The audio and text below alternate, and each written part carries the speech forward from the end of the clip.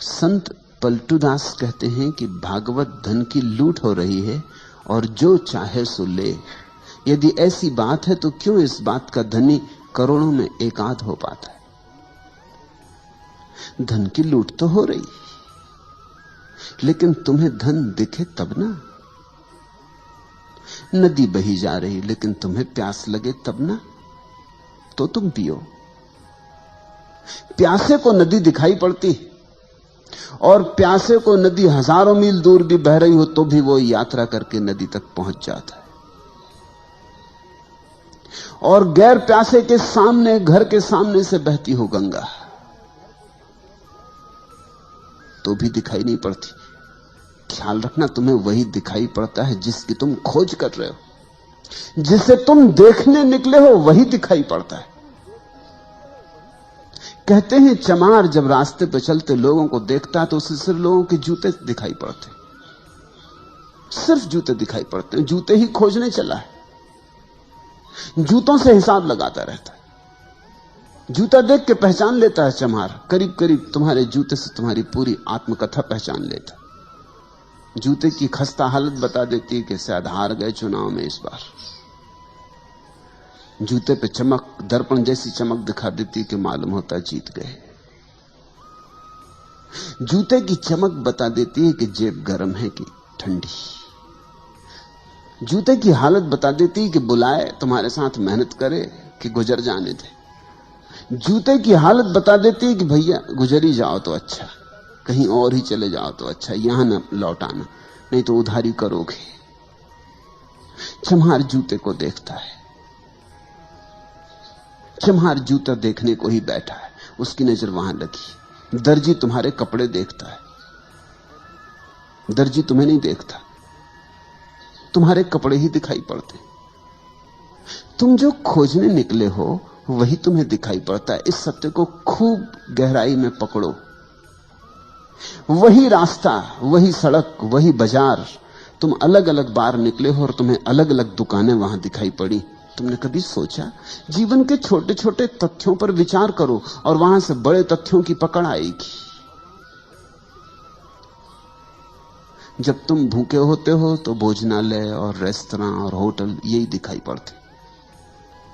उपवास करके एक दिन जाओ बाजार में और तुम पाओगे अरे इतने रेस्तरां हैं, इतनी होटलें, इतनी दुकानों पर भोजन बिक रहा है। ये तुम्हें कभी ख्याल में ना आया था। तुम भरे पेट निकले थे, ख्याल में आने का कोई कारण न था। फिर एक दिन भरे पेट जाओ, फिर वो दिखाई ना पड़ेंगी। जिसकी काम वासना पीड़ित है उसे रास्ते पर पुरुष नहीं दिखाई पड़ेंगे, स्त्रियां दिखाई पड़ेंगी। उसे पुरुष छूट ही जाएंगे, पुरुषों को वो मद्देनजर कर जाएगा। वो गुजरेंगे जरूर लेकिन उनकी कोई छाप ना बनेगी। लेकिन जिसकी काम वासना तृप्त है उसे स्त्री पुरुषों से कोई भेद नहीं पड़ेगा। और जो काम वासना के पार जा चुका है उसे तो यह भी भेद करना मुश्किल हो जाएगा कि कौन स्त्री है कौन पुरुष है। स्त्री पुरुष का भेद तुम तभी तक करते हो जब तक तुम्हारे भीतर तलाश है, तुम्हारे भीतर वासना प्रदीप्त है। नहीं तो कौन चिंता करता है? तुमने ख्याल किया? तुम वही देखते हो जो तुम खोज रहे हो। तो पलटू तो कहते हैं कि भागवत धन की लूट हो रही, ये सामने ढेरी लगी है, लूट सको तो लूट लो। खड़े खड़े क्या देख रहे हो? पलटू कहते। लेकिन जो खड़े खड़े देख रहा है उसको वहां धन दिखाई नहीं पड़ रहा, उसे वहां कुछ भी दिखाई नहीं पड़ रहा है। या यह भी हो सकता है कि जो लूट रहे हैं वो उसे पागल मालूम होते हो, क्योंकि जब उसे धन नहीं दिखाई पड़ता और ये टूटे पड़ रहे हैं तो पागल ही तो मालूम होंगे। ये किस चीज पे टूटे पड़ रहे हैं? यहां कुछ भी तो नहीं है। उसे लगेगा ये सब मन की कल्पना के जाल में पड़ गए। ऐसी तो होता है, तुम यहां बैठे हो, जो लोग यहां नहीं है वो तुम्हें पागल समझते हैं, वो पागल समझेंगे ही। वो कहेंगे किस कल्पनाओं में पड़े हो। अरे यथार्थ जगत को देखो, किस सम्मोहन में उलझ गए हो, किसकी बातों में उलझ गए हो। ये सब बातें हैं, इनमें मत उलझ जाना, नहीं तो घर गृहस्थी खराब हो जाएगी। बाल बच्चों को देखो, पत्नी को देखो, परिवार को देखो, अपने कर्तव्य का ध्यान रखो, यथार्थ को देखो। ये किन बातों में पड़े हो। इतना समय दुकान पर लगाओ, बाजार में लगाओ, कुछ कमाओ। कमाई हाथ में आएगी तो कुछ काम आएगी। ये धर्म चर्चा, तत्व चर्चा, ये किस काम में आएगी। इसकी रोटी बनाओगे कि कपड़े बनाओगे, किससे छप्पर बनाओगे। इससे बच्चों का पेट नहीं भरेगा और न पत्नी के लिए साड़ी खरीद सकोगे। किस झंझट में पड़ गए हो। लोग तुम्हें समझाते हैं, लोग तुम्हें कहते होंगे अभी भी लौट आओ, अभी ज्यादा नहीं गए हो, नहीं फिर पीछे लौटना मुश्किल हो जाएगा, कहीं ज्यादा मत उतर जाना इसमें, होश हवास ना खो देना, औरों ने खो दिया है। उनकी बात भी ठीक तो है, उनकी तरफ से ठीक ही है। अब यहां लोग मेरे पास आए हैं, दूर दूर से आए, कोई जापान से है, कोई जर्मनी से है, कोई ईरान से है, कोई इथोपिया से है, कोई अमेरिका से है, कोई स्वीडन से आया है, कोई इंग्लैंड से है, कोई इटली से है। दूर दूर से लोग आए, करीब करीब जमीन के हर तरफ से लोग यहां मौजूद हैं, सिर्फ चीन और रूस को छोड़ के, क्योंकि वहां से आ नहीं सकते। लेकिन मेरे पड़ोसी भी हैं यहां पूना में, वो नहीं आए। वो समझते ये सब पागल हो गए हैं, इनका दिमाग खराब हो गया। और उनकी बात में भी सच्चाई है, उनकी तरफ से सच्चाई है। उनको यहां कुछ दिखाई नहीं पड़ता, यहां धन लुट ही नहीं रहा है। धन तो वे कमा रहे हैं, तुम तो यहां बैठे बैठे धीरे धीरे निर्धन हो जाओगे। तुम्हें लग रहा है कि तुम धन लूट रहे हो। तो एक बात समझो, धन और धन भी तो देखना पड़ता है। जिन्हें बाहर की वस्तुओं में धन दिखाई पड़ता, उन्हें भीतर की वस्तुओं में धन नहीं दिखाई पड़ता। जिन्हें भीतर की वस्तुओं में धन दिखाई पड़ जाता, उन्हें बाहर की वस्तुओं में धन नहीं दिखाई पड़ता। बुद्ध ने अपना राजमहल छोड़ा तो उनके सारथी ने, जब उन्हें छोड़ने गया जंगल में, उसने उनके पैर पकड़ लिए। सारथी ने, बूढ़ा सारथी, बचपन से बुद्ध को रथ पर घुमाया किया है, बचपन से बुद्ध को बढ़ते हुए देखा है, उसका भी बेटे जैसा लगाव है बुद्ध से। उसने बुद्ध के पैर पकड़ लिए और कहा कि ये क्या कर रहे हो, जंगल में कहां जा रहे हो, इस महल को छोड़कर, इस संगमरमरी महल को छोड़कर, उस सुंदर यशोधरा को, तुम्हारी पत्नी को छोड़कर, उस नए नए पैदा हुए बेटे राहुल को छोड़कर, अपने बूढ़े बाप को छोड़कर तुम जा कहां रहे हो। तुम बूढ़े बाप के हाथ की लकड़ी हो, और ये सुंदर महल और ये सारा वैभव जंगल में मिलेगा क्या। तुम मुझसे पूछो, मुझ बूढ़े से पूछो, मैं जंगलों में खूब भटका हूं, वहां कुछ भी नहीं है। और दुनिया तो महलों की तरफ जाना चाहती। तुम्हारा दिमाग ठीक है, तुम महल से छोड़ के जा रहे हो। कौन नहीं जो राजा ना होना चाहे, और तुम राजा होना तुम्हारे हाथ में और छोड़ के जा रहे हो। वो बूढ़ा रोने लगा। उसकी बात भी तो ठीक है, उस बूढ़े को जंगलों में कुछ भी नहीं दिखाई पड़ता, उसे सब महल में दिखाई पड़ता है। गरीब आदमी का धन महल में मालूम होता है। ये तो कभी किसी अमीर को समझ में आता है कि महल में कुछ भी नहीं।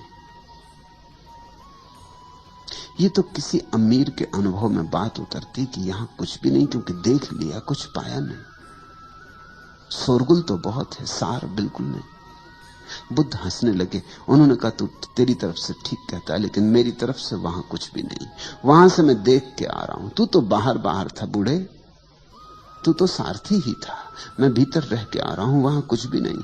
और जिन्हें तू महल कहता है, सुंदर आलीशान वैभव से भरे संगमरमर के, उन्हें मैं केवल लपटों में जलता हुआ देख रहा हूं। मुझे जल्दी दूर निकल जाने दे, इसके पहले कि वो मुझे भी खाक कर दें, क्योंकि वो बहुतों को खाक कर चुके। मेरे पिता के पिता और उनके पिता और उनके पिता, वो सब वहीं खाक हो गए। मुझे भाग जाने दे, वहां लपटें उठ रही। वो बूढ़ा देखता है महल की तरफ, वहां कोई लपटें नहीं। ये बड़ी दृष्टियों का भेद है। और बुद्ध ने जो कहा था ठीक ही कहा था, क्योंकि जंगल में ही मिला। जो धन था, परम धन था, वो एक दिन बैठकर जंगल में ही मिला। वो 6 साल की अथक खोज के बाद एक दिन निरंजना नदी के तट पर बट वृक्ष की छाया में बैठे हुए, वो धन बरसा। तो एक अदृश्य धन है, तभी तक अदृश्य है जब तक तुम्हारी आंखें बाहर से उलझी। उसी दिन दृश्य हो जाएगा जिस दिन तुम्हारी आंखें बाहर से मुक्त हो गई। दृष्टि की क्रांति चाहिए। तुम पूछते हो, पलटू कहते भागवत धन की लूट हो रही, और जो चाहे सो ले। ठीक कहते हैं, 100% ठीक कहते हैं। बस चाहना ही पर्याप्त है लेने के लिए। जो चाहे सो ले, कोई रोक नहीं रहा है। समाधि का धन ऐसा है कि उसे कोई भी रोक नहीं रहा है, तुम्हें कोई बाधा नहीं डाल रहा है। मगर बड़ा मजा है, जिस धन पर बड़ी बाधाएं हैं, जो तुम्हें मिलना एकदम आसान नहीं, उस पर तुम टूटे पड़ रहे हो। और जो मिल भी गया अगर, तो भी कुछ मिलेगा नहीं, उस पर तुम टूटे पड़ रहे हो, उस पर लूट मची। और जो धन कोई भी छीनने को नहीं मालूम हो रहा, और जो धन इतना है कि सभी को मिल जाए तो भी न्यून नहीं होता, उस धन की तरफ तुम जा भी नहीं रहे हो। तुम सब भागे जा रहे हो बाहर की तरफ, और तुम्हारा धन तुम्हारे भीतर है। तुम्हारा धन तुम हो, तुम्हारे होने में, तुम्हारी सत्ता में तुम्हारा धन है। तुम्हारे शून्य में, तुम्हारे मौन में तुम्हारा धन है। तुम्हारे अस्तित्व में समाया है धन। खजाना लेकर तुम आए हो, चाबी भी तुम्हारे पास है, लेकिन इस चाबी को तुम कभी भीतर की तरफ लगाते नहीं, बाहर की तरफ लगाते हो। यही आंखें जो बाहर की तरफ भाग रही, दूर दिशाओं में दौड़ी चली जा रही, यही आंखें लौटकर अपने धन को खोज लेती। यही हाथ जो और सारे संसार को पकड़ते फिर रहे हैं, इन्हीं हाथों में छिपी ऊर्जा भीतर की तरफ लौट के परम धन को संभाल लेती। लेकिन कोई रोकता नहीं, फिर भी तुम उसके प्यासे नहीं हो। तुम अभी संसार से थके नहीं हो। तुम्हें लगता है यहां शायद हो, आज नहीं मिला कल मिले।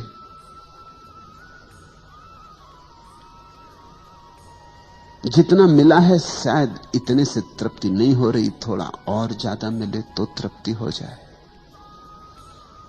10,000 तुम्हारे पास है तो शायद 10 लाख होंगे तो तृप्ति हो जाएगी। 10 लाख होंगे तो मन कहेगा 10 करोड़ हो जाए तो तृप्ति हो जाएगी।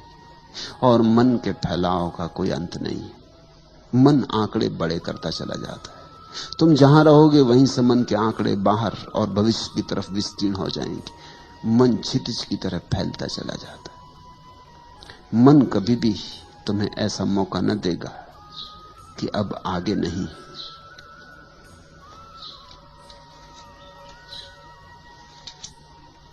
मर गया होता कभी का आपदाओं की कठिन मार से, यदि नहीं आशा श्रवण में नित्य यह संदेश देती प्यार से। घूंट यह पी लो कि संकट जा रहा है, आज से अच्छा दिवस कल आ रहा है। मर गया होता कभी का आपदाओं की कठिनतम मार से। कभी का ये मन मर गया होता, लेकिन ये मन आशा का दिया जलाए रखता है। ये मन कहता चला जाता है, यदि नहीं आशा श्रवण में नित्य यह संदेश देती प्यार से। बड़ी मीठी बातें कहता मन। मन कहता है फिक्र ना करो, दुर्दिन गए, भले दिन आने को ही है। अब मत लौटो, करीब आके मत लौट जाओ। अब तो बिल्कुल हाथ में ही है मंजिल, अब ना लौट जाओ। पागल हुए हो, इतनी दूर चला है, अब कहां लौट के जाते हो। घूंट यह पी लो कि संकट जा रहा है, आज से अच्छा दिवस कल आ रहा है। कल कभी आता नहीं, और मन कहे चला जाता है आ रहा है, आ रहा है, बस जरा ही दूर है, आया ही जाता है। कल कभी आता नहीं, कल सदा दूर ही बना रहता है। तुम्हारे बीच और कल के बीच दूरी शाश्वत है, सदा उतनी ही रहेगी जितनी सदा से है, उसमें कभी कोई कमी नहीं पड़ेगी। और मन सदा कल की बातें करता रहेगा। ये जो मन का धन है कल में है और कल आता नहीं, और ये असली धन है वो अभी है, यही है और तुम्हारे भीतर है और तुम्हारे साथ ही आया है। असली धन खोता ही नहीं, सिर्फ विस्मरण होता है, और नकली धन कभी मिलता ही नहीं, सिर्फ आशा बंधती। तो पलटू कहते तो ठीक ही है कि जो चाहे सो ले।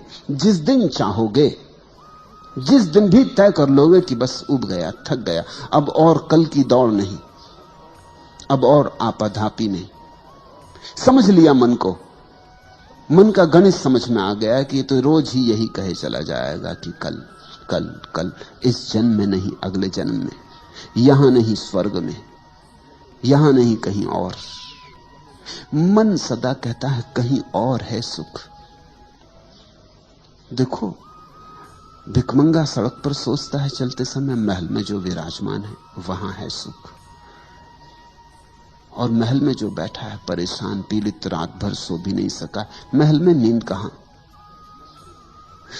जिसकी भूख भी मर गई, महल में भूख कहां? जो किसी तरह दवाइयों के सहारे जिए जा रहा है, वो सोचता है रास्ते पे चलते भिखारी को देखकर कि शायद इस भिखमंगे की मस्ती में सुख हो। देखो किस मजे से चला जा रहा है, एक तारा बजाता। देखता है इस भिखमंगे को रास्ते पर सोया हुआ, धूप में, घनी धूप में, और गुर्राटे ले रहा, और वो अपने महलों में सुंदरतम बिस्तर बनाए हुए है तो भी नहीं सो पाता। नींद असंभव हो गई, चैन हराम हो गया।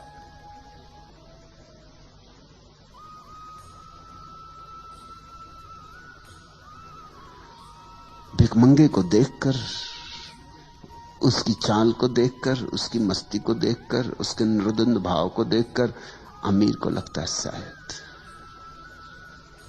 सब छोड़ देने में सुख है। तुम भी ऐसा सोचते हो, इसलिए मैं तुमसे कह रहा हूं सोचना। तुम सदा ऐसा सोचते हो कोई और सुख पा रहा।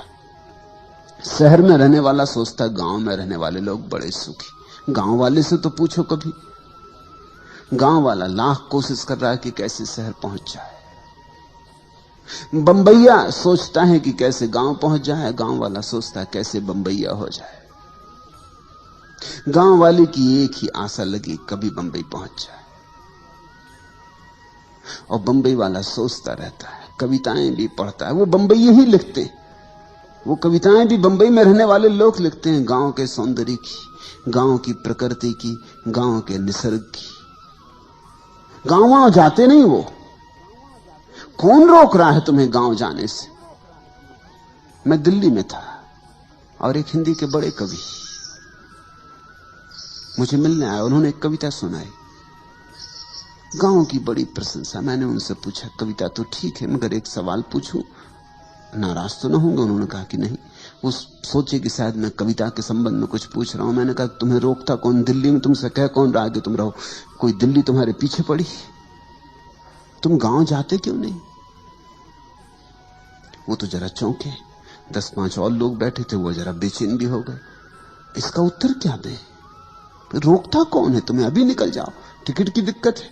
तो मैं जिनके घर में ठहरा था मैंने उनको टिकट का इंतजाम कर दें, इनको अब जाने दें। न पत्नी है न बच्चे, दिल्ली में भी घर द्वार नहीं है, होटल में रहते, काहे परेशान हो? कौन से गांव जाना है? मैंने उनसे पूछा। उन्होंने कहा आप भी खूब है, क्या मुझे भेज ही देंगे? किस गांव की ये तस्वीर तुमने उतारी?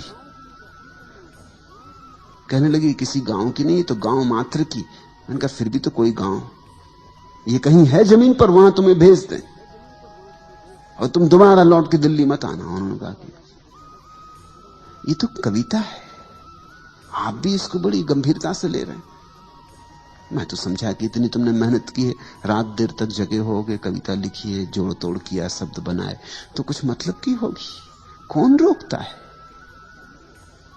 लेकिन ये गांव जाते नहीं, ये गांव से ही आए और इनको भली भांति पता है कि गांव का सौंदर्य कैसा है। अभी वर्षा के दिन है तो कीचड़ ही कबाड़ है वहां, और मच्छर है और खटमल है और 1000 तरह की बीमारियां हैं और भुखमरी है और ये सब प्रकृति और सौंदर्य, ये सब बकवास शहर में बैठे आदमी को सूझ रही। लेकिन तुम जहां नहीं हो वहां सौंदर्य दिखाई पड़ता है, वहां घट रही है असली बात। तुम जहां हो कुछ परमात्मा ऐसा नाराज है कि वहीं भर नहीं घटती और सब जगह घटती।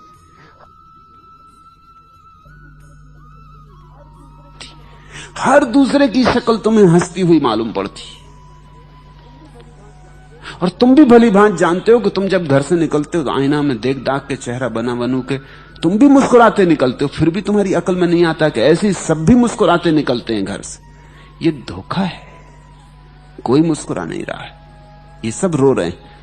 ये भीतर के आंसुओं को छिपा लेने की तरकीब है, ये आवरण है, ये मुस्कुराहट।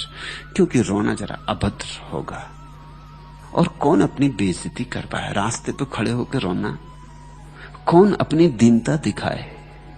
शर्मा रहे हैं अपने रोने से तो मुस्कुराहट पोत कर निकले। छुपा ली हैं झुर्रियां जीवन की, पाउडर में लाली में लगा के किसी तरह छुपा लिए हैं अपने आंखों के अंधेरे, सुरमा काजल में किसी तरह बंधन के बाहर आ गए। इनको देख के दूसरे मोहेंगे और सोचेंगे गजब, तो ये आदमी ने पा लिया मालूम होता, ये आदमी ऐसी मस्ती से चला जा रहा। इससे तो पूछो, इसके भीतर तो झांको। और इसके भीतर झांकने की कोई जरूरत नहीं, तुम अपने भीतर झांको, तुम भी तो यही कर रहे हो। हम दूसरे को धोखा देते हैं और इस कारण सारी दुनिया हमें धोखा दे रही। तुम जो कर रहे हो वही दूसरे लोग भी कर रहे हैं, कोई यहां सुखी नहीं है, क्योंकि सुख तो भीतर जाने से मिलता है। यहां कोई भीतर जाता नहीं मालूम पड़ता, सबकी जीवन ऊर्जा बाहर बही जा रही, धन में, पद में, प्रतिष्ठा में। दिल्ली चलो, सभी दिल्ली जा रहे हैं। किसी तरह चलो दिल्ली के करीब ही पहुंच जाओ, न पहुंचे दिल्ली भी तो कहीं तो रास्ते में करीब पहुंच गए। जितने करीब पहुंच गए उतना ही सुख मिल जाएगा। अपने भीतर आने से कोई सुख को उपलब्ध होता है, तब चेहरों पर मुस्कुराहट पोतनी नहीं पड़ती, तब एक दीप्ति होती, सहज भीतर से उठती, तब एक शांति होती जिसके लिए कोई आयोजन नहीं करना होता। जागो तो रहती है, सो जाओ तो रहती, उठो तो रहती है, बैठो तो रहती है, बोलो तो, चुप रहो तो, तब एक आनंद की लहर 24 घंटे बनी रहती, जिसको पलटू ने का 8 पहर तूरा बजता है।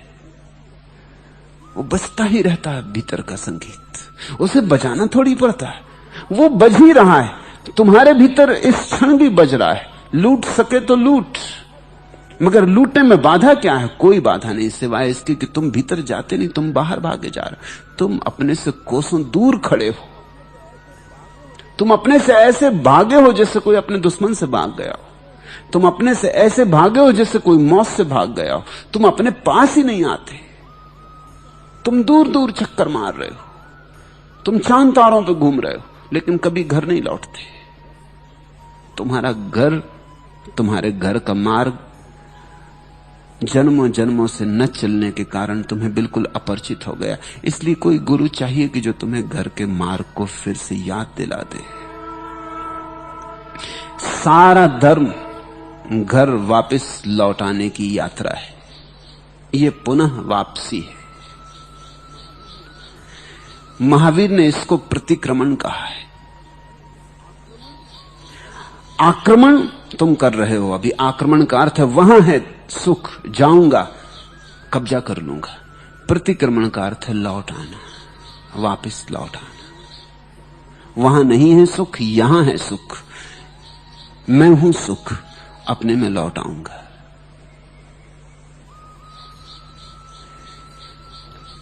पलटू कहते हैं इतनी ही बर जरूरत है कि तुम चाहो। और चाह कैसे पैदा हो? चाह तभी पैदा होगी जब तुम अपनी बाहर की चाह की घनीभूत पीड़ा को देखो। तुम क्या कर रहे हो?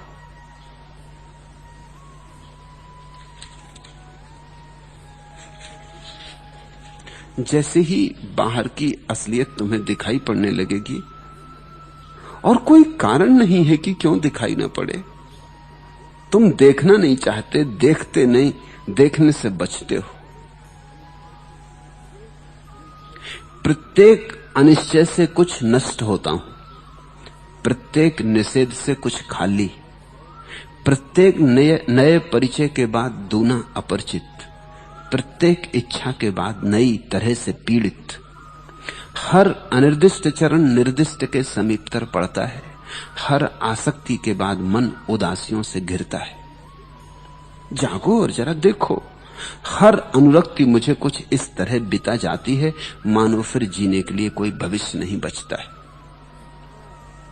कितनी बार तुमने वे ही सुख जाने जिनको तुम अभी भी चाहने की आकांक्षा से भरे हो, फिर मिला क्या? थोड़ा परखो, थोड़ा कसो। एक स्त्री के, सुंदर स्त्री के प्रेम में पड़ गए थे कि सुंदर पुरुष के प्रेम में पड़ गए, फिर मिल गई सुंदर स्त्री, फिर क्या हुआ? एक बार लौटकर देखो, विश्लेषण करो, फिर हुआ क्या? कहां खो गया सौंदर्य, कहां खो गई सुंदर स्त्री, कहां खो गया प्रेम? हाथ में राख रह गई, अंगार भी तो नहीं। और अब फिर तुम योजना बना रहे हो। मुल्ला नसरुद्दीन की पत्नी मर गई तो उसके एक मित्र ने 3-4 दिन बाद पूछा कि मुल्ला, बहुत दुखी मालूम पड़ते हो, तुम्हारे दुख को देख के तो ऐसा लगता है कि अब तुम दोबारा विवाह नहीं करोगे। मुल्ला ने कहा, क्षमा करें, मेरे जीवन भर का अनुभव यह है कि अनुभव पर सदा आशा की विजय हो जाती, अनुभव पर आशा की विजय। मित्र ठीक ही कह रहा था, लेकिन मुल्ला जीवन का एक गहरा अनुभव बता रहा। वो कह रहा, अनुभव पे आशा की विजय हो जाती। इस पत्नी के साथ सिवाय दुख के और कुछ भी नहीं जाना, तुम भी जानते, मैं भी जानता, लेकिन पता नहीं किसी दूसरी स्त्री के साथ सुख मिलना बदा हो। अनुभव पर आशा की विजय। और ऐसा भी नहीं है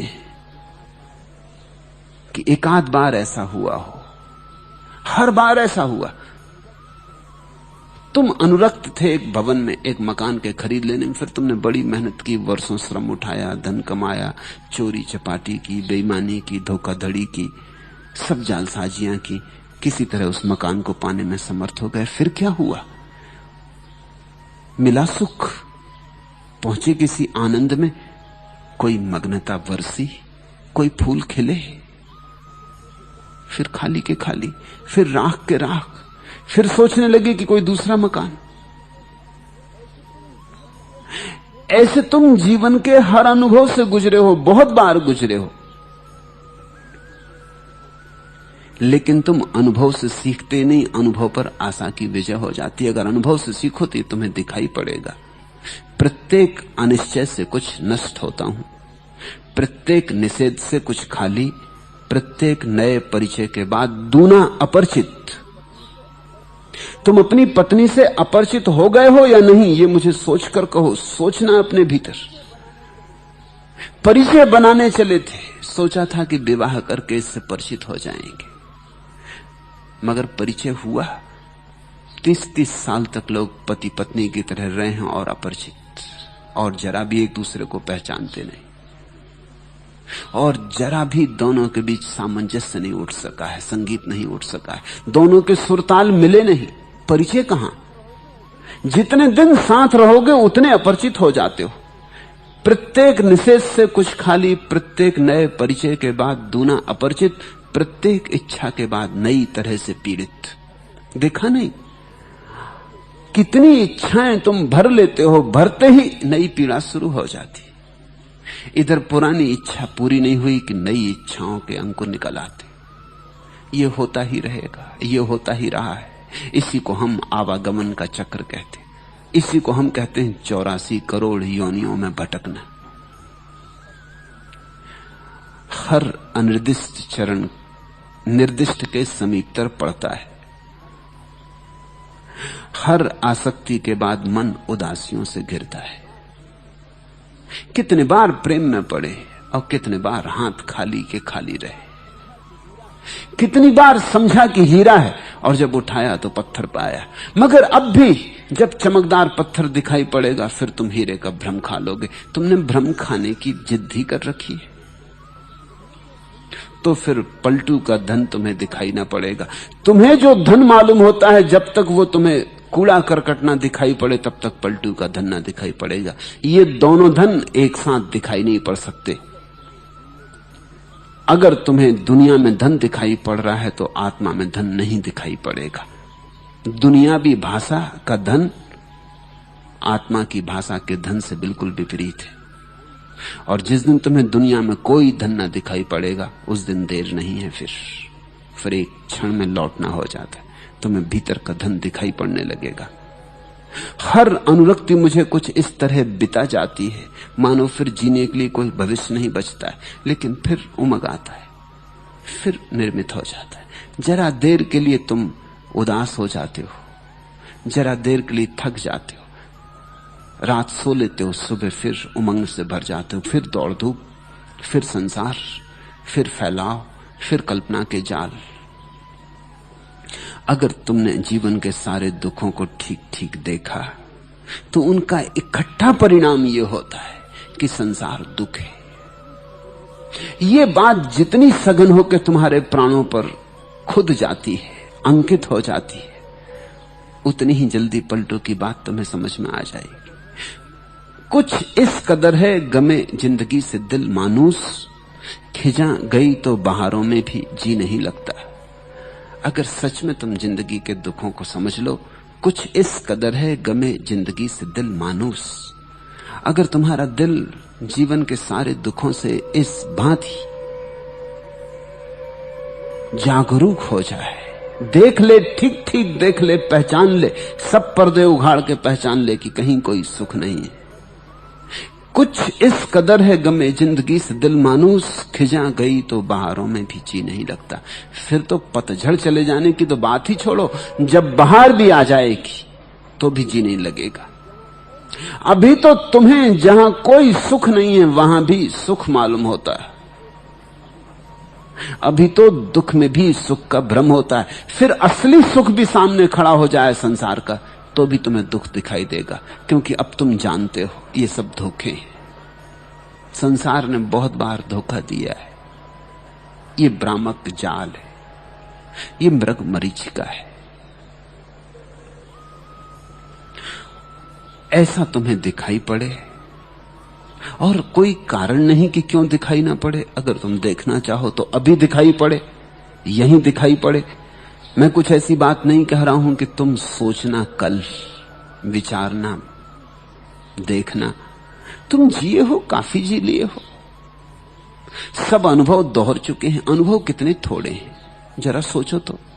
दो चार बातें आदमी दोहराता रहता है। वही क्रोध कितनी बार कर चुके, 1000 बार कर चुके, 1,00,000 बार कर चुके। अब कब तुम्हें अनुभव होगा? वही राग कितनी बार कर चुके, वही मोह, वही ईर्षा, वही मत्सर, वही अहंकार। मामला तो कुछ इना गिना, उंगलियों पे गिना जा सके इतना है। कुछ बड़े गणित की जरूरत नहीं, उसी को हम दोहराते रहते।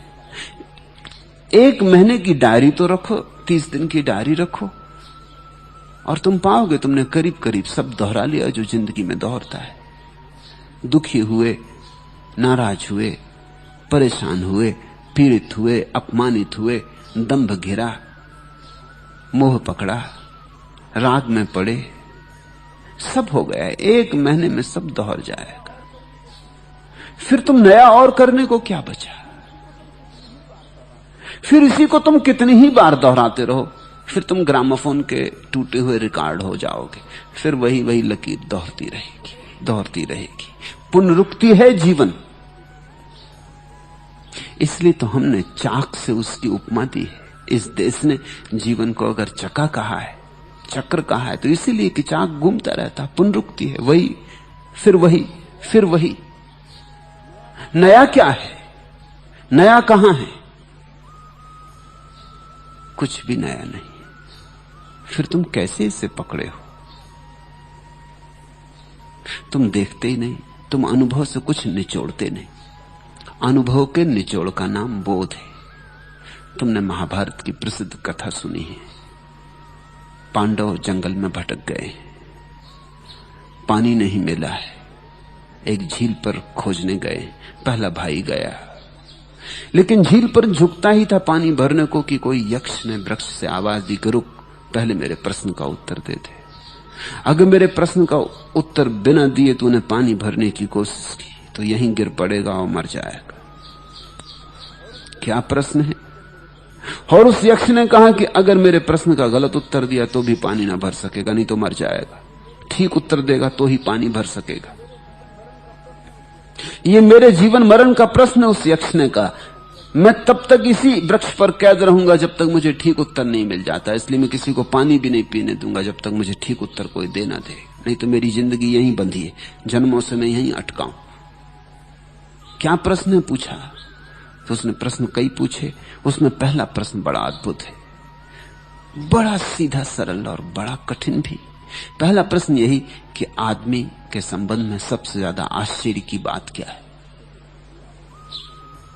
कुछ उत्तर दिया होगा, वो सही उत्तर नहीं था, फिर भी पानी भरने की कोशिश की तो पहला भाई मुर्दा होकर गिर पड़ा। ऐसे 4 भाई आए और मुर्दा होकर गिर पड़े, एक के बाद एक। फिर युधिष्ठिर अंत में आए, चारों भाई गए और लौटते नहीं, और सांझ हुई जाती। क्या हुआ? पहुंचे तो उस यक्ष ने फिर कहा, चारों की लाशें पड़ी। उस यक्ष ने कहा, मेरे प्रश्नों का उत्तर चाहिए। युधिष्ठिर ने जो उत्तर दिया है वो सीधा सरल उत्तर है, यही जो सारे संत सदा कहते रहे, फिर भी तुमने सुना नहीं। युधिष्ठिर ने कहा, आदमी के संबंध में सबसे आश्चर्य की यही बात है कि वो अनुभव से सीखता नहीं। उत्तर सही था, यक्ष मुक्त हो गया। युधिष्ठिर ने पानी भर लिया। युधिष्ठिर ने प्रार्थना की, मेरे भाइयों को भी जिला दे। वो भाई भी जिला दिए गए। यक्ष प्रसन्न था क्योंकि वो वृक्ष में बंधा था, आबद्ध किला गया था, ठोका गया था, वो मुक्त हो गया। ये छोटा सा पाठ, तुम सोचते हो अगर तुम पानी भरने गए होते उस झील पर तो जिंदा लौट सकते थे। तुम ये उत्तर देते, ये उत्तर तुम्हारे जीवन से उठता नहीं उठता तो तुम भी उसी मूर्खता में पड़े हो जिसमें सारे लोग पड़े।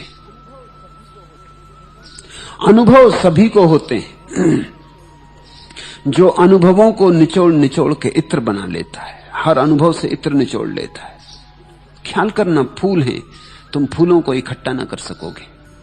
फूल तो आए और गए, सुबह थे सांझ ना रहे, अभी हैं अभी कुंभला जाएंगे।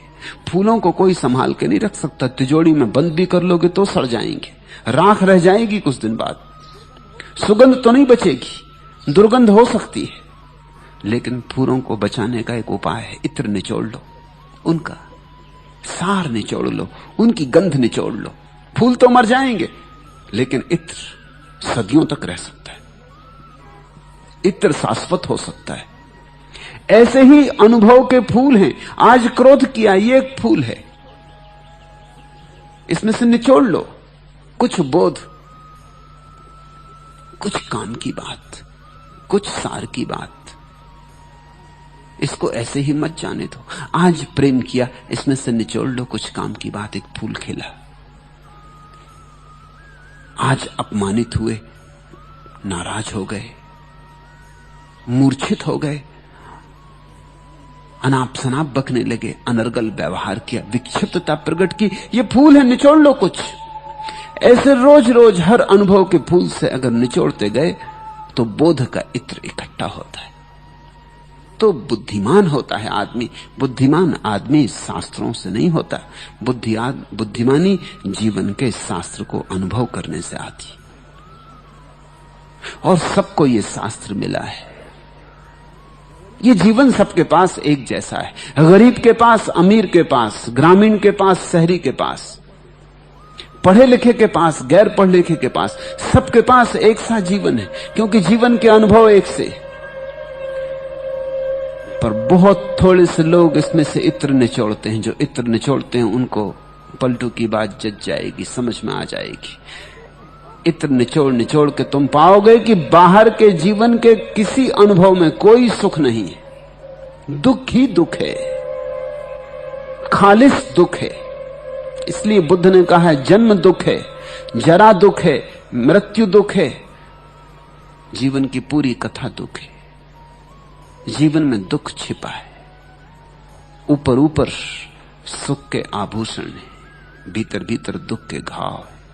ऊपर ऊपर सुख के सुंदर वस्त्र है, भीतर भीतर बड़ी अंधेरी रात है। जिस दिन ऐसा दिखाई पड़ जाता है कि बाहर दुख मात्र है, जिस दिन ऐसी प्रतीति होती है कि बाहर दुख मात्र है, फिर कहां जाओगे? फिर तो बाहर जाने को कोई जगह न रही, फिर तो एक ही जगह बची, भीतर ही जा सकते हो। पलटू ने कल कहा ना कि 10वें द्वार पर बैठा हूं।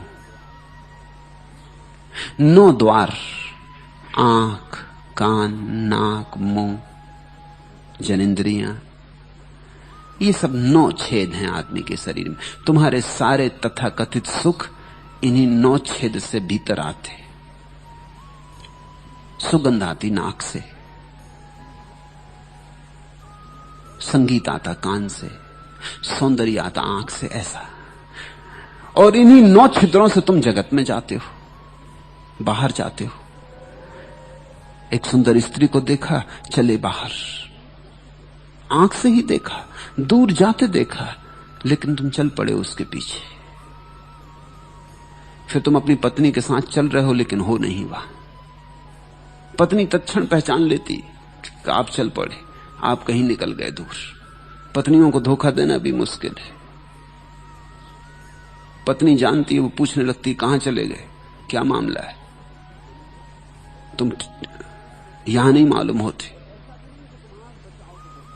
और ऐसा भी नहीं कि तुम आंख बचाओ तो बच सकते हो, तुम आंख बचाओ तो भी चले गए। आंख बचाने का मतलब ही ये है।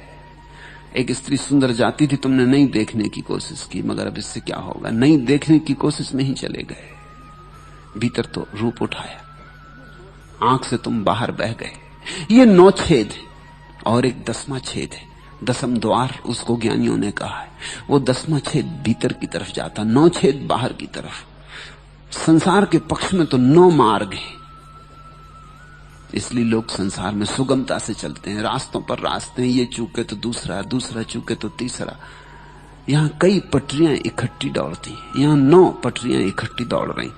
इस ट्रेन में न मिले जगह तो दूसरे में मिल जाती, कहीं न कहीं मिल ही जाती। लोग दौड़ते रहते, कोई संगीत का दीवाना है, कोई रूप का दीवाना है, कोई काम का दीवाना है, कोई धन का दीवाना है, दीवाने ही दीवाने।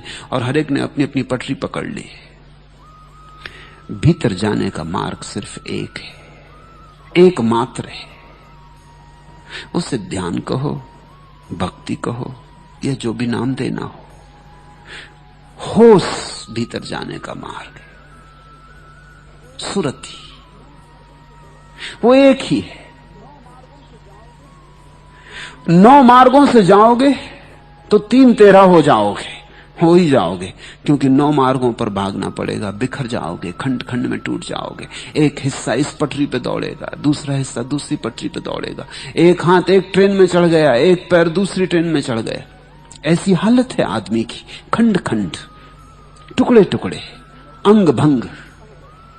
तुम पूरे पूरे एक ट्रेन में भी कहां बैठे हो? क्योंकि जो धन की ट्रेन में बैठा है वो पद की ट्रेन में भी बैठा है। वो सोचता है धन कमा के चुनाव लड़ लेंगे। जो पद की ट्रेन में बैठा है वो सोचता है एक दफे दिल्ली पहुंच जाए तो सारी सुंदर स्त्रियों को इकट्ठा कर लेंगे, फिर क्या अड़चन है, फिर कौन रोकने वाला है। तुम एक ही ट्रेन में भी नहीं हो, क्योंकि बाहर जाने वाली यात्रा एक ही ट्रेन में हो भी नहीं सकती। यहां इतनी ट्रेनें जा रही, तुम कैसे चूको? सभी को भोग लेना चाहते हो। तो आंख कहीं चढ़ गई, कान कहीं चढ़ गए, हृदय कहीं बैठा, सिर कहीं बैठा, एक पैर कहीं, एक अंग कहीं, ऐसे तुम खंड खंड हो गए। ऐसे आदमी बिखर जाता, छितर जाता टुकड़ों टुकड़ों में।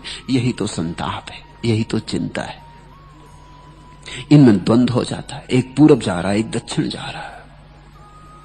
अनेक घोड़ों पर सवार हो गए, अब फांसी लगी, अब बड़ी अड़चन होती, क्योंकि तुम एक हो और तुम अनेक घोड़ों पर कैसे सवार हो सकोगे? होगे तो झंझट में पड़ोगे। टूटोगे, विक्षिप्तता आएगी। जितनी मनुष्य की वासनाएं बढ़ती जाती उतनी विक्षिप्तता आती जाती, उतना जीवन का संगीत शून्य हो जाता, बेसुरापन हो जाता, भीतर की तालबद्धता टूट जाती। वो एक तारा फिर नहीं बचता। वो एक तारा है। फकीर के हाथ में तुमने एक तारा देखा ना, वो बहुत तारों वाली वीणा नहीं बजाता है। बहुत तारों वाली वीणा तो संसार में ले जाती। फकीर तो एक तारा बजाता है, उसमें एक तार है, वो 10वें द्वार की खबर देता है। वो तो एक को ही याद करता है, वो बहुत से प्रेम नहीं करता, वो एक को ही प्रेम करता है। इसलिए पलटू ने कहा पतिव्रता, भक्त तो पतिव्रता होता है। उसने तो एक को पकड़ लिया, उसने सबको छोड़ दिया। और एक साधे सब सधे, सब साधे सब जाए। संसार में जाने वाला आदमी धीरे धीरे सब खो देता है, स्वयं में जाने वाला सब पा लेता है। तुम अपनी हालत देखो। मैं जो कह रहा हूं केवल तथ्य की बात कह रहा हूं। न तो ये कोई काव्य है, न ये कोई दर्शन शास्त्र है।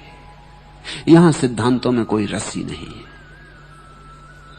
मैं तुम्हें कोई शास्त्र नहीं समझा रहा हूं। मैं तुम्हें सिर्फ इतना कह रहा हूं, जरा अपने जीवन के पन्नों को गौर से पलट कर देखो। मैं तुम्हें गीता पढ़ने की सलाह नहीं देता, न वेद पढ़ने की, न कुरान पढ़ने की। वो तुम समझोगे नहीं। जिसने जीवन के जीवंत शास्त्र को न समझा, वो कैसे वेद पढ़े, कैसे कुरान पढ़े। जो जीवन की अपनी कहानी को भी नहीं निचोड़ पा रहा है, वो मोहम्मद के वचनों से क्या पाएगा, वो कृष्ण के वचनों से क्या पाएगा। जीवंत परमात्मा तुम्हें चारों तरफ से घेरे खड़ा है और उसकी तुम्हें याद नहीं आ रही, तुम मुर्दा किताबों में उसे कैसे खोज पाओगे। हां, यहां खोज लो तो वहां भी मिल जाएगा। इसलिए मैं कहता हूं, जीवन में पहले पढ़ लो तो फिर वेद पढ़ लेना, फिर बुद्ध की वाणी पढ़ लेना, फिर जिन वाणी पढ़ लेना, वहां भी पालोगे।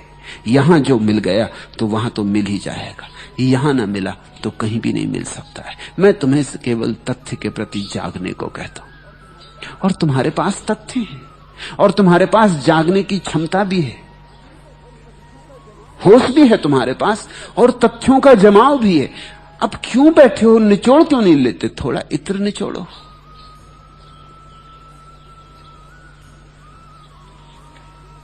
इसलिए कोई रुकावट नहीं, फिर भी करोड़ों में कोई एक आध इस धन का धनी हो पाता है। होना चाहिए सभी को, होने के हकदार हैं सभी, सभी की मालकियत है, ये जन्म सिद्ध अधिकार है। नहीं नहीं, ठीक होगा कहना स्वरूप सिद्ध अधिकार है,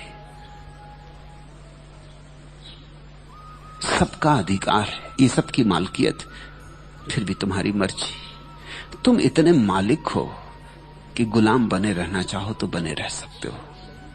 तुम इतने स्वतंत्र हो कि तुम गुलाम रहने को भी स्वतंत्र हो। तुम्हारी स्वतंत्रता असीम है, तुम्हारी स्वतंत्रता पूर्ण है। तुम चाहो तो भटकने के लिए भी स्वतंत्र हो, ये तुम्हारे हाथ में है। जब तक तुम भटकना चाहो भटकते रहोगे। जिस दिन तुम तय करोगे लौट चलना है, लौट आओगे। बुद्ध एक नदी के किनारे से गुजरते हैं, कुछ बच्चे खेल रहे हैं, उन्होंने रेत के घर बनाए और वो लड़ रहे हैं आपस में। कोई कहता है मेरा, वो कहता है ये तेरा, दूर रख, अपने मकान को मेरे मकान के करीब मत ला। उन्होंने अपने अपने रेत के मकान के चारों तरफ रेखाएं खींच रखी हैं कि ये मेरा आंगन, ये मेरा बगीचा, ये मेरी सीमा, इस सीमा के भीतर कोई ना आए। उन्होंने अपने अपने नाम लिख रखे हैं अपनी अपनी सीमा के सामने, अपनी अपनी तख्तियां लगा रखी। और फिर भी बच्चे तो हैं, कभी भूल से किसी का पैर किसी के मकान में लग गया और रेत के मकान है, वो गिर जाते, वो गिर गए तो मारपीट हो जाती। एक बच्चे का पैर किसी के मकान पर पड़ गया तो उसने बच्चा उसकी छाती पे चढ़ बैठा और उसने बाकी को भी कहा कि भाइयों तुम भी आओ और इसको दुरुस्त करो, इसको राह पर लगाओ। बाकी भी आ गए। न्याय का सवाल है, दूसरे के मकान पर कब्जा कर लिया, दूसरे का मकान गिरा दिया, और उनको भी तो अपने मकान बचाने हैं। ऐसे आदमी के खिलाफ उनको भी लड़ना ही पड़ेगा। उन सब ने मिलकर उसकी खूब मरम्मत की। यही तो हम करते। कोई चोर तुम्हारे घर में घुस गया तो तुम थोड़ी अकेले लड़ोगे, पड़ोसी भी आ जाते, क्योंकि उनको भी अपनी तिजोरियां बचानी। कोई तुम्हारी तिजोरी का थोड़ी सवाल है। ऐसे चोर अगर चोरी करने लगे तो कल उनकी तिजोरियों को भी खतरा है। कल के खतरे को देख के वो आज इसकी अच्छी मरम्मत कर देते। किसी का जेब कट जाए तो जिन जिन के पास जेब है वो सब जेब कतरे को पकड़ने में संलग्न हो जाते, क्योंकि ये संभावित खतरा उनके लिए भी है। उन सब बच्चों ने मिलकर उसकी खूब कुटाई की, दंड दिया। यही तो तुम्हारी अपराध और तुम्हारी दंड की व्यवस्था है। तुम्हारी कानून, तुम्हारी अदालतें क्या हैं, तुम्हारे नियम, तुम्हारे मजिस्ट्रेट, तुम्हारी पुलिस क्या है, जिन जिन को खतरा है। ऐसे दिन भर खेल चलता रहा। फिर सांझ हो गई। किसी ने आके, नौकर ने आके नदी के किनारे जोर से आवाज दी कि बच्चों अब घर चलो, तुम्हारी माताएं तुम्हारी राह देख रही हैं। अब सूरज भी ढल गया। बच्चों ने देखा कि हां सूरज ढल गया। वो तो खेल में तल्लीन हो गए थे, भूल ही गए थे कि दिन अब जा चुका, अब घर लौटने का वक्त आ गया। और तब क्या हुआ पता? बुद्ध खड़े देख रहे थे, वो देखते रहे। ऐसे जीवन को देखना चाहिए, सब अंगों में, सब दृष्टियों से, हर अनुभव से कुछ मिलता है। बुद्ध खड़े देखते रहे, वो चुपचाप सुनते रहे क्या हो रहा। वो बच्चे जो लड़ते थे एक दूसरे से, कहते थे मेरा तेरा, अपने अपने मकान की रक्षा करते थे, जिन्होंने एक बच्चे की कुटाई कर दी थी, वो खुद ही अपने मकानों पर कूदने लगे और उन्होंने अपने मकान खुद ही गिरा दिए और खूब हुल्लड़ मचा और सब रेत उन्होंने साफ कर दी। सब मकान पुछ गए, सब दीवारें गिर गईं, सब सीमाएं असीम में खोके एक हो गई। वो सब बच्चे घर की तरफ भागे। मां की याद आ गई, अब घर जाना है, सांझ हो गई। ठीक बुद्ध ने दूसरे दिन अपने भिक्षुओं से कहा, ऐसा ही संसार है, रेत के घर, मेरा तेरा, बड़ी लड़ाई, बड़ी कलह, बड़ी द्वेष, बड़ी ईर्षा, बड़े संघर्ष, युद्ध, अदालतें, हत्याएं। और फिर एक दिन सांझ हो जाती, सूरज ढल जाता, मौत आ जाती और घर से खबर आती, फिर जाना पड़ता, सब यहीं पड़ा रह जाता। रेत के घर रेत में ही पड़े रह जाते। रेत के घर रेत के हैं, तुम्हारे कैसे? रेत में खींची गई रेखाएं कहीं खिंचती, हवा के झोंके आएंगे और रेखाएं पुछ जाएंगी। कितने लोग यहां जमीन पर रहे और कितने लोगों ने यही खेल खेला जो तुम खेल रहे हो। इन्हीं मकानों में खेला, इन्हीं दुकानों में खेला, इन्हीं बाजारों में, इन्हीं पद प्रतिष्ठानों में। कितने लोग, कभी सोचोगे? करोड़ों करोड़ों, अरबों अरबों लोग सब जा चुके, उनकी सांझ आ गई, चले गए। तुम्हारी सांझ भी जल्दी ही आती होगी। अजहूं चेत गंवार, अब भी चेतो। जो सांझ आने के पहले चेत जाए वो समझदार। जो मौत के आने पे चेते वो तो बहुत देर हो गई, उसको फिर जन्म लेना पड़ेगा। जन्म में ही चेते तो फिर जन्म नहीं लेना पड़ता। मरते वक्त अगर चेते भी और एक ख्याल भी आए कि अरे मैं बेकार मेहनत करता रहा, अदालत मुकदमा, ये वो झगड़ा, झांसा, कुछ सार नहीं, सब पड़ा रह जाएगा। ये सब पड़ा रहा जा रहा और मैं चला। मगर मरते वक्त चेते तो बहुत देर हो गई, बहुत देर हो गई, अब कुछ करने को ना बचा। अब कब ध्यान करोगे, कब करोगे पूजा अर्चन, कब करोगे प्रार्थना? अब तो जवान भी लड़खड़ा गई, आंखें भी मंदिम हो गई। भीतर की थोड़ी बहुत जो बुद्धि थी, ज्यादा तो थी ही नहीं, ज्यादा होती तो कभी के जाग गए होते। थोड़ी बहुत थी, ऐसी धुंधलाती धुंधलाती, धुआं धुआं भरी, वो भी और धुंधली हो गई। मौत की घबराहट देख के प्राणों में समा गई, रोआ रोआ कांप गया, बेहोश होने लगे। नए जन्म की तैयारी हो गई। जो बेहोश मरता है वो नया जन्म ले लेता है, जो होश से मर जाता है फिर उसका कोई जन्म नहीं। लेकिन होश से मरोगे कैसे? जब जागते जागते, मृत्यु के बहुत दिन आने के पहले भी तुम ये पहचान लोगे कि मौत आ रही और जीवन दुख है। इस अनुभव की परिणति ही सन्यास है। इस अनुभव की परिणति कि संसार में सुख नहीं, सब रेत के घर घूले हैं, यहां बनाया बनता नहीं, मिट जाता है। जो मिट ही जाता उसके लिए क्या झगड़ा, क्या फसाद, क्यों इतनी चिंता, क्यों इतनी व्यथा? और फिर मौत तो आ ही रही। जो छीन ही लेगी मौत, उसको हम भी क्यों पकड़ें? जो मौत छीन लेगी उसे हम ही क्यों न छोड़ दें, पकड़ क्यों न छोड़ दें? और ध्यान रखना, जब मैं कहता हूं हम क्यों न छोड़ दें, तो मैं ये नहीं कह रहा हूं कि तुम दुकान छोड़ के भाग जाओ, भागोगे कहां। मैं ये नहीं कह रहा हूं पत्नी बच्चे छोड़ के भाग जाओ, भागने से सार क्या है? पकड़ छोड़ दो, पकड़ना छोड़ दो। और यहां भूल हो जाती, लोग पकड़ तो नहीं छोड़ते, जो पकड़ा था उसे छोड़ देते, मगर पकड़ जारी रहती। तो घर छोड़ दिया, आश्रम पकड़ लोगे, जाओगे कहां?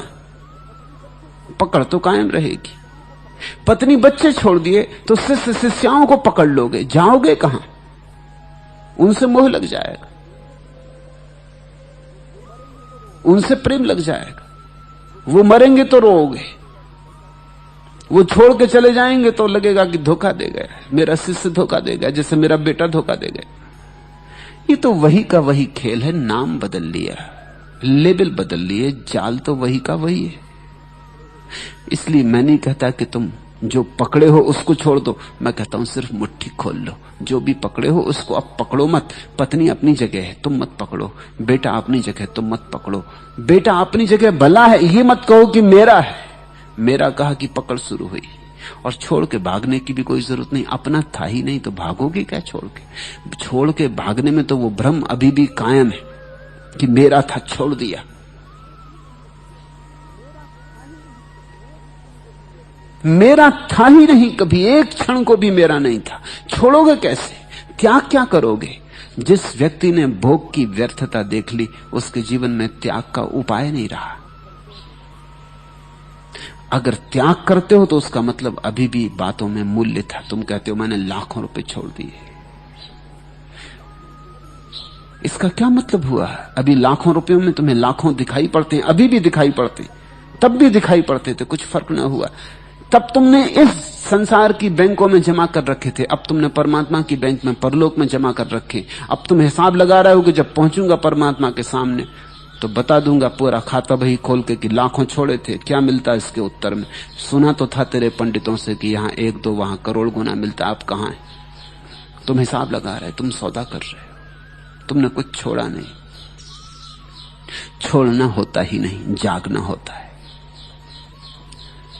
तो फिर तुम भी करोड़ों में वह एक हो सकते हो, और सबके होने की क्षमता है।